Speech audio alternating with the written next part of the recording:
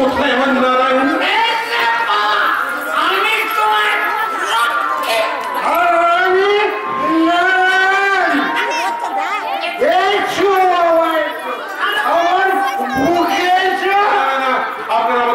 করবেন না, আমি অস্পৃশ্য মুসলমান, আমার নাম জবন হরিদাস। তুমি দেশাসী হও না কেন বাবা? আজ তোমায় পেট ভরে মানে খাবো, তুমি ছাড়া তোমার চৈতন্য সকল চৈতন্য হরি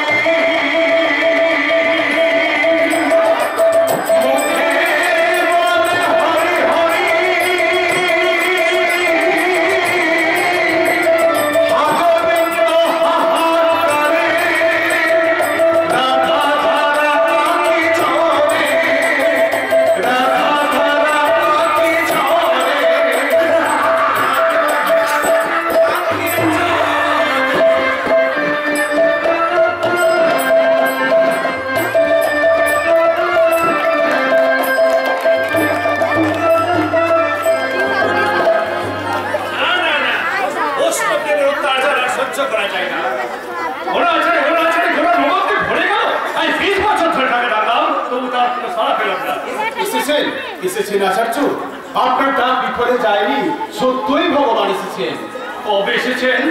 কোথায় এসেছেন? আজ থেকে 20 বছর আগে এই নবদ্বীপে এসেছেন। কে? তুমি কার কথা বলছো? কেন, নিমাই পণ্ডিত? নিমাই পণ্ডিত? না না না, সে কখনো ভগবান হতে পারে না। সে দাম্ভে, সে অহংকারী, জ্ঞানের তত্ত্বতার বুঝাই বুঝাই। এটা বাইরের আবরণ আচার্য। নিমাইয়ের ভুল একদিন ভাঙবে। কেমন করে ভাঙবে? কে ভাঙাবে তার ভুল? কেন, কালে কালে যুগে যুগে যিনি তার ভুল ভাঙিয়ে এসেছেন সেই লক্ষ্মী। লক্ষ্মী? হ্যাঁ হ্যাঁ আচার্য, লক্ষ্মী। তিনিও যে এসেছেন। আমি লুকিয়ে লুকিয়ে কতদিন তাকে দেখে এসেছি। মায়ের আমার তপ্ত কাঞ্চনের মতো রং, পদ্ম পলাশের মতো দুচোখ। যখন হাসে তখন জগতের সমস্ত মায়া মমতা যেন তার অভর বেয়ে ঝরে পড়ে। কোথায় আছেন তিনি? এই নবদ্বীপেই আছেন, সনাতন মিশ্রের বাড়িতে। নাম বিষ্ণুপ্রিয়া। এবার আমার মনে পড়েছে শিবাস, এবার একবার মনে পড়েছে। একবার সনাতনের অঙ্গনে একটি কয়েক বছরের মেয়ে মধুমুখ কণ্ঠে হরিনাম ডাক শুনে আমি বাচ্চাদের হারিয়ে ফেলেছিলাম। চোখে ছিল তার স্নেহের সুষমা, মুখে ছিল তার করুণার ধারা। আমি মুগ্ধের মতো তার পা দুটো জড়িয়ে ধরে বলেছিলাম, ওরে মা, সত্যি করে বল তুই কে? সে উত্তর দিয়েছিল, আমি তোমার মা। হ্যাঁ আচার্যদেব, আপনি ঠিকই বলেছেন। তিনি আপনার মা, আমার মা, সারা বিশ্বের মা। শিবাস, আমি কি দুঃখ, আমি কি অবধ। এতদিন আমি পাষাণে মাথা ঘুরে ফেলেছি। না না, আর আমি নারায়ণকে ডাকবো না। সে কার বড় নিষ্ঠুর, ওদের প্রাণ এত সহজে করবো না। এবার ঠাকুর, আমি আমার মাকে হরি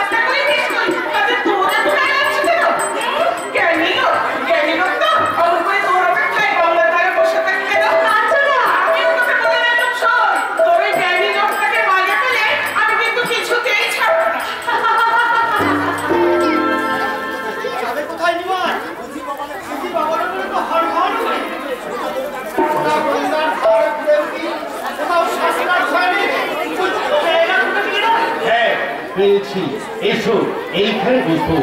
আজ আমরা পাঠ করবো অলঙ্কার শাস্ত্র।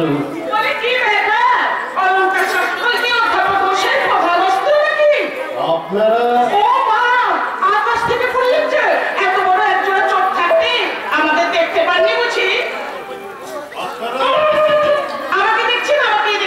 কিন্তু শোয়ের দিকে তাকাবার চেষ্টা করবেন না। শোয়ে আমার ভীষণ লাগে, যাকে তাকে উনি মুখ দেখান না। আগে আপনি কি বলছেন? উনি নির্মাণ করতে নবদ্বীপে ওর সমকক্ষ আচার্য আর নেই। আমি জানি, কিন্তু আপনারা কি জানেন আমার শোয়ের মতো সুন্দরী নবদ্বীপে কেন গোটা গৌরবঙ্গে নেই? না না, দয়া করে ওর কথা আপনারা কিছু মনে করবেন না। না না, আমাদের তো ভুল হয়েছে। এসব বলা হলো আমরা অন্যত্র যাই। কাল থেকে আমরা চতুষ্পাটিতেই শাস্ত্র অধ্যয়ন করব, গঙ্গার তীরে। আর আমরা চলো ভাই,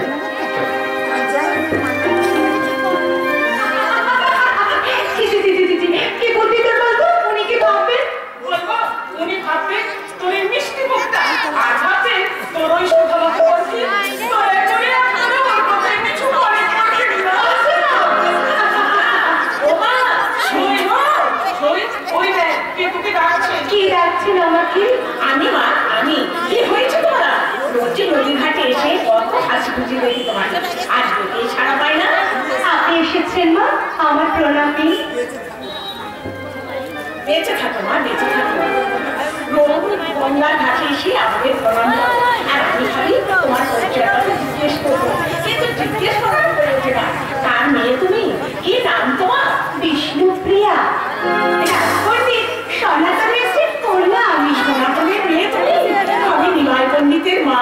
আমি জানি। তোমাকে দেখে মনে মনে একটা স্বাদ হয়। বলুন। তুমি আসবে আমার ঘরে? লক্ষ্মী প্রিয়া মার যাওয়ার পর থেকে আমার ঘরে শুধু এই ছেলেটা বাইরে বাইরে কোন চতুষ্পাঠী দিয়ে বেঁচে থাকে, কতদিন বাইরে আসে না। আমার এই আত্মতলা ছেলেটাকে সংসারে বাঁচতে তোমার মতো একটা মেয়ের দরকার। তুমি আসবে আমার ঘরে। আপনি কোনো প্রিয়ার বাবার সাথে কথা বলতে পারছি না, সবাই আমার ভীষণ লাগু।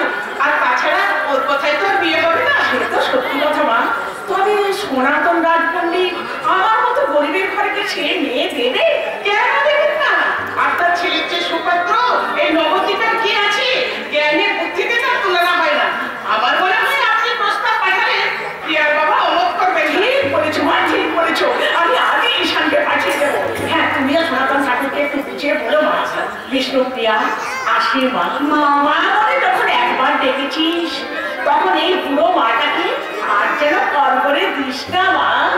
ঈশান, ঈশান, ওরে ও ঈশান। এই শোন, বলে তোর কি ব্যাপার? শাশুড়ির মুখ দেখে বাড়ি যাওয়ার কথা ভুলে গেলি? বাড়ি ফিরতে হবে না? হ্যাঁ, চল চল চল।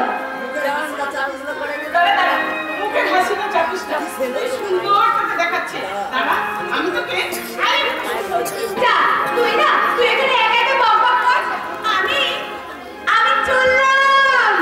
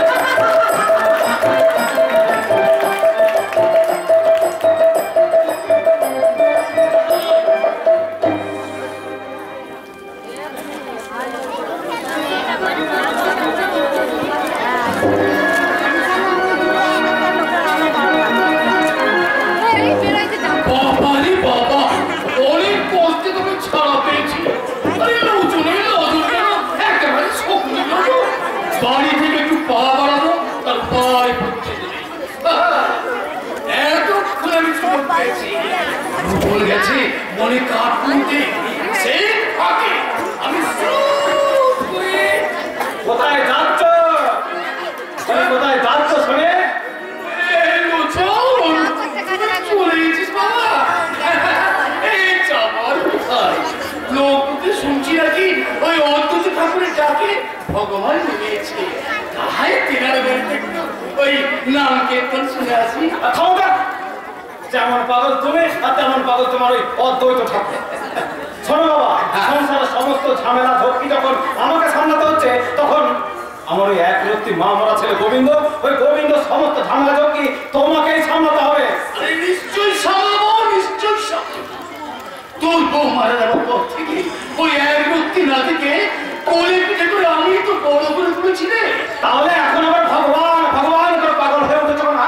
ভগবান ভগবান করে পাগল হচ্ছে কেন? চলো চলো দেখি ঘরে চলো, ঘরে চলো, ঘরে চলো।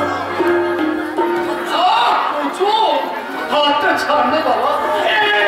মায়ের বলছি, মায়ের বলছি, আমি ওই টুকুস করে যাবো আর ওই নামকে শুনে টুকুস করে আবার না, তোমাকে টুকুস করে যেতেও হবে না আর টুকুস করে আসতেও হবে না।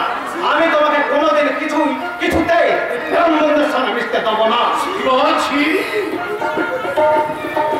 কি বলতে নেই বাবা। সব মানুষকে এক হাতে করে বাবা। ওই বিধান খুশি বড় পৃথিবীকে যদি তুই ঘুরতে চাস তাহলে সব ধরনের মানুষ সঙ্গে মিশবি আর দেখবি যত মিশবি ততই মনে খুঁজে পাবি রে, ততই খুলে। চলো দাদু, আমাকে মজা দেখাতে নিয়ে চলো।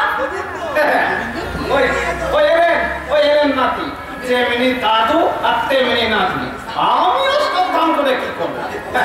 আজকে দাদু ভগবান ভগবান বলে পাগল হচ্ছে, আর কালকে নাতি কালী কালী বলে নৃত্য করবে। যত সব কোনা সৃষ্টি কান্না। তোমাদের কথা শোনার সময় আমার নেই, বুঝেছো? তোমার যা কিছু কথা আছে তোমার দাদুকে শোনা, আর তোমার কথা, তোমার যত সব কথা সব তো অদ্বৈত ঠাকুর আর অদ্বৈত ঠাকুর।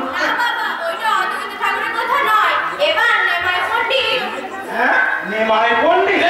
দেখলি তো দেখলি, এটাই তোর বড় দোষ। সব কথা না শুনে না বুঝে শুধু ওই চেষ্টাটাই শুরু করবি।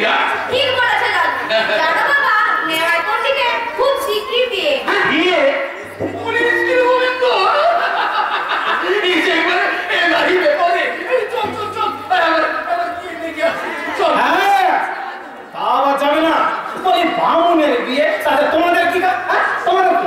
তোমাকে তো আর নেমন্তন্ন করে পেট ফুলে লুচিটা মন্ডাটা খাওয়াচ্ছে না। একই বিদেকি ছিড়ি কথা না না আলোচন না, আজ আর ওই কথা বলা চলবে না। আমার দা ঠাকুরের করা হুকুম, যার ধর্ম বিচার করা চলবে না। এই নবদ্বীপের জেলে যেখানে আছে সবাইকে নিমন্ত্রণ করে নিয়ে যেতে হবে। তাই তো আমি তোমাদের নিমন্ত্রণ করতে না। হ্যাঁ শান্ত, কি বলছো তুমি? এই বাউল বাড়িতে চালাই না অন্তর। আমার দা ঠাকুরের তাই হুকুম। হুকুম কি মজা, নিমন্ত্রণ করতে কিষান দাইছি। চলো না বাবা।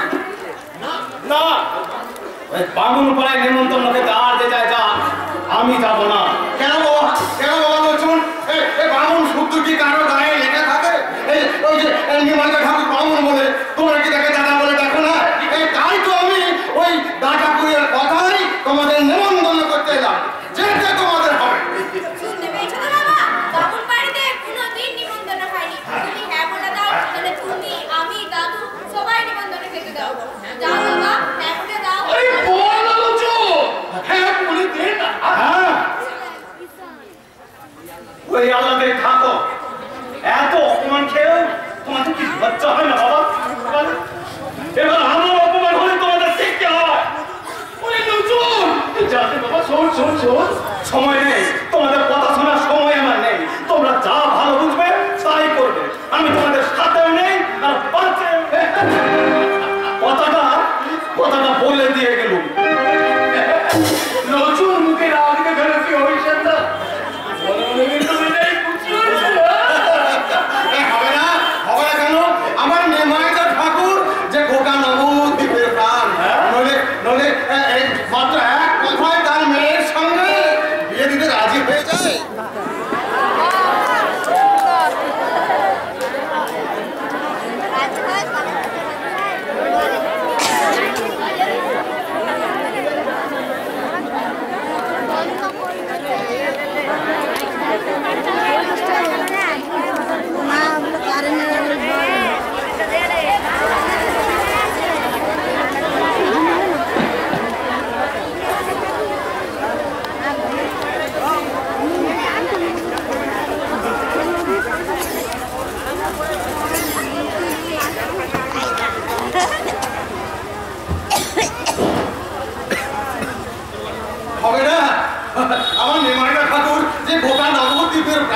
নইলে এক কথায় সনাতন ঠাকুরের মতো লোক আপনার সঙ্গে ফিরতে রাজি হয়ে যায়। ইস, কি বিধি দিচ্ছিলে মন আবার। জানি তোমার সঙ্গে বক করে যাচ্ছি, এখন আমার কত কাজ। চলি এসো এসো এসো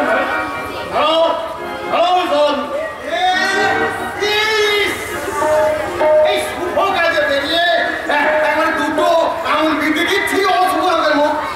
আচ্ছা বলুন, কি বলছিলেন বলুন। কি ভেবেছো তুমি? কি ভেবেছো বলি ব্রাহ্মণ সমাজে কি কোনো মান সম্মান নেই? নবদ্বীপের ব্রাহ্মণ সমাজকে তুমি চাচ্ছে তাই ভেবেছো? তুমি তাদেরকে উপেক্ষা করে তুমি কন্যার প্রায় এসেছো নিমায়ের বিবাহে প্রথমে নিমন্ত্রণ করতে। কোন সাহসে? আপনি বিয়েটা চান, সাহসটা তিনি দিয়েছেন। এই বিধানটা হবে এই ন্যায় পণ্ডিতে। না না না, সে বিধান সে কখনো দিতে পারে না। ওটা মিথ্যে কথা বলে। মাথা গরম করো না, ওটা আমাকে বুঝতে দাও। বোঝে? সবাই স্যার আগে বলুন, যদি ভালো চাও তাহলে নিমন্ত্রণ বন্ধ রেখে তুমি আবার ফিরে যাও। বলছি এটা কাজ চেয়ে বরং আপনারা ফিরে যান, আমি সময় হলে আমি আপনাদের বাড়ি নিমন্ত্রণ করতে যাব। চন্ডালের পরে ব্রাহ্মণের নিমন্ত্রণ। তুমি কি ভেবেছ সে নিমন্ত্রণ আমরা গ্রহণই করব? কেন পরে নিমন্ত্রণ করলে বুঝি পাট থেকে মাছ উঠে পালাবে? এখন তো গিফটি খাবেন, আবার ছোলা ভর্তি করে বাড়িও নিয়ে যাবেন। তুই বারবারই সেন্সার করবে না, বারবারই সেন্সার করে কোনো লাভ নেই। উপর নিমাইটা ঠাকুরের তাহলে আপনারা তোমার কাছে যান। আমাকে বাকি বাড়িগুলো একটু চিনিয়ে দেবে। চলো চলো চলো চলো। তুমি তাহলে আমাদের কথা শুনবে না? আচ্ছা একটা কথা আপনাকে কতবার বলবো তো ভাই, আমার বিটি কিছু মুখ খুলো, আমি এই নবদ্বীপের কাউ ঘরে দেখি।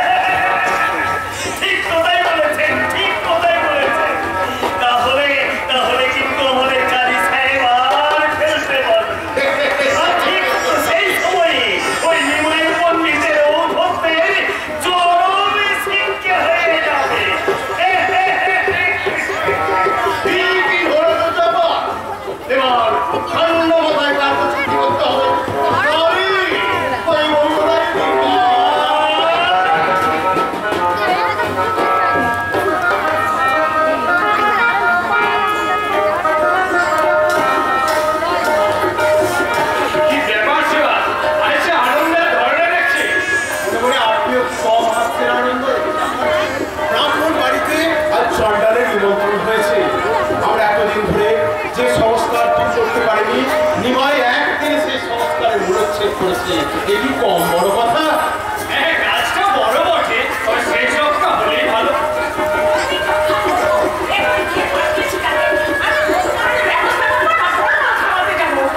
ওর নিয়ে আমি ব্যস্ত হবে না বলতাম, এবারে তখন গল্প হতেই পারে।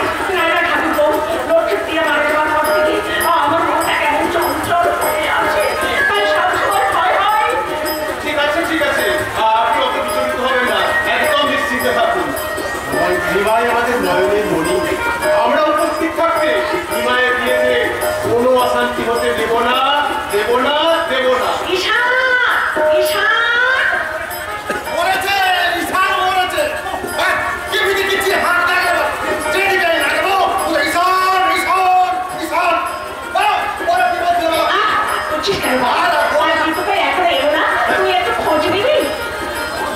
অধৈর্য ছিল কেন বউটা? সোনাতনের বাড়ি আর কত দূরে?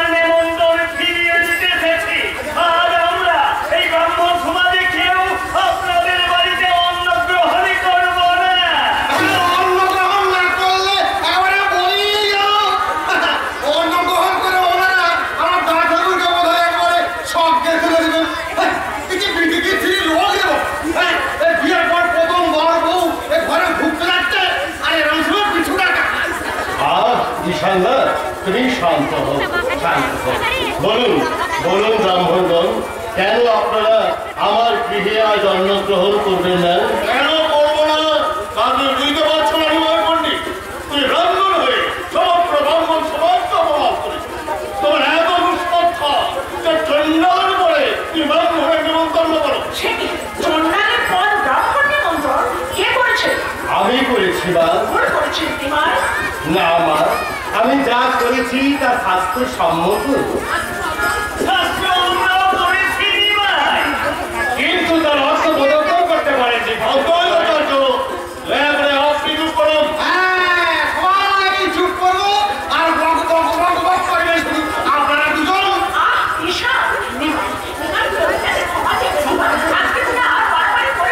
কেন মা, ব্রাহ্মণ তো এত ছোট নয় যে চন্ডালের পর তার নিমন্ত্রণ হলে তার ব্রাহ্মণত্বে আঘাত লাগবে। সত্য অংশে ব্রাহ্মণের জন্ম, সমাজের পরম গুণ। শাস্ত্র অনুযায়ী ভোজ্য গ্রহণের পূর্বে ব্রাহ্মণকে সর্বভূতে আহার্য নিবেদন করে আচমন করতে হয়। অপর সকলকে উপবাসী রেখে কোন পবিত্র ব্রাহ্মণ কখনোই অন্ন গ্রহণ করতে পারেন না। তাহলে